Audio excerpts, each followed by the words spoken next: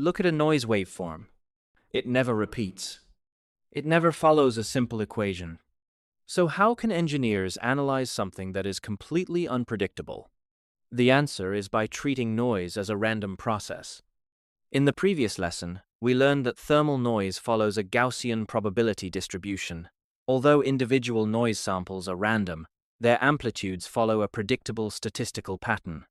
However, the Gaussian distribution only describes the probability of individual values. It does not explain how a noise signal changes continuously over time. This raises an important engineering question. How do engineers mathematically describe a signal whose value changes randomly at every instant? A random process, also called a stochastic process, is a mathematical model used to describe signals that evolve randomly over time. Instead of predicting the exact waveform, it describes the statistical behavior of an entire family of possible waveforms. Each time a noise signal is observed, a different waveform is produced. Every waveform is called a realization or sample function of the same random process. While the individual realizations differ, they all share the same statistical properties. For electronic and RF systems, thermal noise is commonly modeled as a Gaussian random process, meaning both its amplitude distribution and its time-varying behavior can be analyzed statistically. Intuitively, imagine flipping a coin every second and recording the results. Each sequence of heads and tails is different, yet all sequences are generated by the same random experiment. Noise waveforms behave similarly. Every observation is unique, but they all belong to the same statistical process. Physically, consider the output of a resistor connected to an oscilloscope. If you record the noise waveform today and then repeat the measurement tomorrow under identical conditions, the two waveforms will never be exactly the same.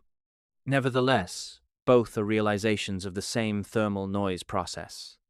Mathematically, engineers describe random processes using statistical quantities such as the mean, variance, autocorrelation, and power spectral density.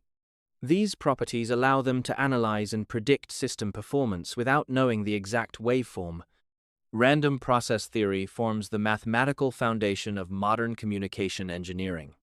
Noise analysis, digital modulation, wireless channel modeling, radar signal processing, and receiver design all rely on random process models. Engineers use these models to simulate communication systems, estimate bit error rate, design filters, and evaluate receiver performance under realistic noise conditions. Instead of trying to predict every noise sample, they analyze the statistical characteristics of the entire process. Without random process theory, the design of modern RF communication systems would be nearly impossible because real-world signals are inherently random. Understanding random processes allows engineers to analyze unpredictable signals using powerful mathematical tools.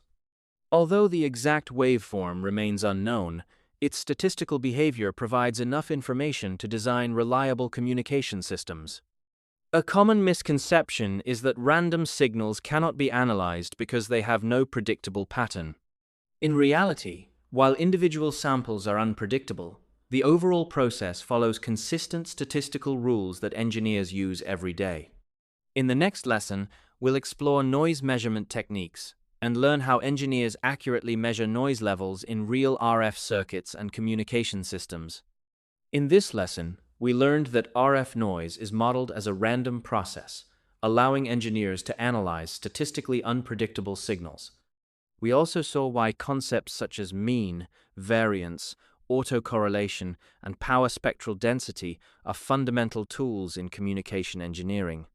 In the next lesson, we'll explore noise measurement techniques and discover how noise is measured in practical RF systems. If you found this useful, like the video, subscribe, and follow for the next lesson.